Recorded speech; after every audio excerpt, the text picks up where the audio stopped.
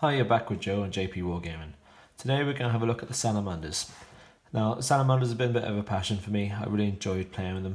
I've gone to a few tournaments and GTs at Warhammer World. My latest time went to a GT, I came 24th, so I was really happy with the strength of the Salamander supplement.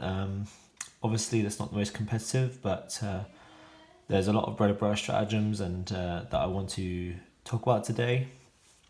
I believe Salamanders have some of the strongest stratagems in the game. So this is my first video in a while, since last year. Obviously it's just due to work commitments and other variable reasons.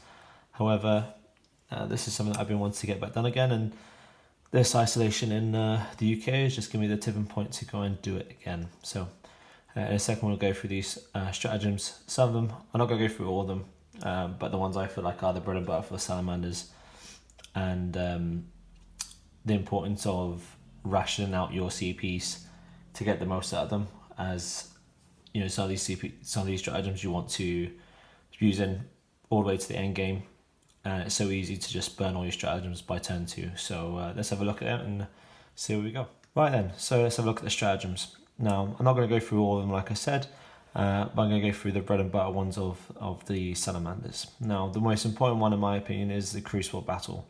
This is where you're going to get your strength, this is where you're going to get efficiency for point cost, and the reason why it's just 1 CP. And the stratagem is choose a Salamander unit from your army in the shooting or fight phase, and until the end of that phase, when resolve an attack made by model in that unit, add 1 to the wound roll. So really, really strong. You know, I find the best uses for this is units like aggressors or centurions. Really good strength from those ones. Doesn't really matter which one, just because of the sheer weight of numbers, whether it's Boltstorm or Flamestorm aggressors, you really are getting your worth out of them. Other units for me is Repulsors, the DACA variant, really, purely because it's all those the way of shots. You know, a lot of them are strength 4. I think they're all strength 4, and having that +1 to wound, you're going to be winning most vehicles on 4s anyway. But the sheer weight of shots, you're just going to put that damage out there.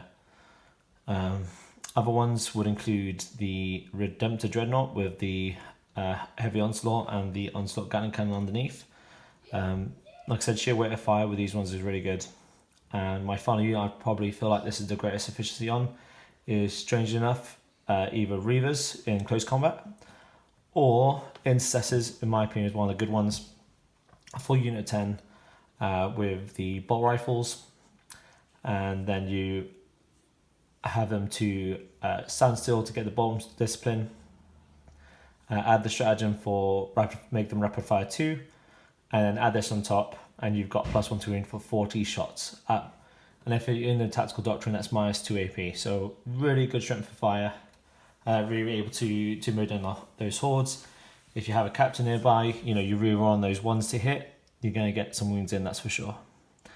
My other stratagems I really like is the Flamecraft for 2 CP, and this will choose a Salamander unit from your army to shoot with. Now this is only in the shooting phase, not in the fight phase. This is or charge phase for Overwatch, as most people get this wrong. However, in the shooting phase, choose a unit.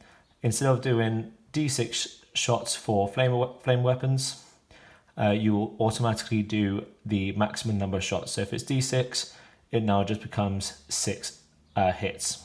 So really, really strong, especially on a unit of aggressors, Land Raider Redeemer, Breath Ashmantle, your Centurions, you know, anything with a large number of shots.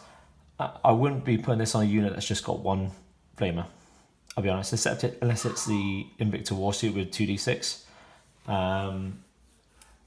This is where you need to get the worth out of it. You can't just be putting on 1 model hoping for the best results. You know, for 2 CP you need that large number of shots to get its worth out of. Other ones I find are decent. Strength of the Primarch. So use a stratagem in the fight phase, select 1 Salamander unit from your army. Until the end of that phase, add 1 strength to characteristics of the model in that unit. And when resolving an attack made with a melee weapon by a model in that unit, an unmodified wound roll of a 6, double the damage characteristic of that weapon. So really strong. This is why I'm saying keep your CPs to end game. Especially now the doctrine has changed, we could be entering assault phase in turn 3. You really could be putting that damage if you're getting into assault. The Fires of Battle is another good one. It's still very situational. This is the kind of stratagem I'll put on a 1 model unit with a flamer, just purely because you're only allowed to do 3 maximum hits. It's still good at 3 mortal wounds. You're pretty much guaranteed even if you're doing put on a unit on 1 model of aggressors, for example, because it's only allowed to be on 1 model. Just 3 mortal wounds on a 4+. Yeah, you're gonna get that. Let's see. My favorites is immolation protocols for 1 CP. Turn those flamers into pistols. So you're really handy, especially when you're getting bogged down by a large unit of orcs, for example. Those boys aren't going to be sticking around in your shooting phase if you manage to get through with all that. Self-sacrifice. It's a good one in certain situations. Personally, I don't think it's worth a 2 CP. I think it should now be a 1 CP for post FAQ. Purely because it's now only must be on a unit of 5 models, and it can be used to protect 1 unit that is within 6 inches of that unit. So like I said, in my opinion, it's just only worth 1 CP, but it's handy in situations when you want to protect or defend an objective that needs to just be held to get extra 2 victory points from that one. Other really cheeky ones I really like is Rise from the Ashes, 2 CPs. When a character model from your army is slain on a 4+, at the end of your opponent's fight phase, or at the end of the fight phase, your character will be able to get up on a 4+, and with that is more than 1 inch away, and for many other models, and the shadow can only use on the same model more than once per battle. So cannot be used on more than once. So it's really handy. You can combo this up with quite well with the Warlord traits, Miraculous Constitution. So say for instance you manage to get your Warlord up on a 1 or on that 4+. It's got 1 wound remaining in the movement phase. You gain one wound back, so you're already back to 2 wounds. So it's a very strong combination to get you all back alive, back going again, and is able to continue to be aggressive and harass the enemy. So really good strength for Smash Captains. Really good handy as well on Briar Ashmantle, just purely because if he's going down, you're about to get him back up, because people are really hoping he goes down, because the second he gets to the lines and keeps doing damage in your face, he is just doing the damage, and they're not really able to keep up with that. Other ones, handy ones, is Stand Your Ground. So if you did not advance in the previous movement phase, and the models that are firing at your model are only damage characteristic of 1, your models gain a +1 to their saving throw. So really handy. Really help to fight off any AP. If you're already ignoring -1s, that's already good. But against other marines and certain doctrines, you probably won't be getting normal save anyway. So my favorite one of this one is Born Protectors at 2 CP. So for that one, when one of your units is charged, and you got a unit within 12 inches, you will be able to fire Overwatch as if you're the charging model, as well as if your unit could not see that unit that is charging your unit that you're using a stratagem on. If they can see it, they can fire the Overwatch for your unit as well. So really handy, as well as being able to perform a 2d6 heroic intervention. So even if you do not roll enough to get into that combat, you can still move your model closer.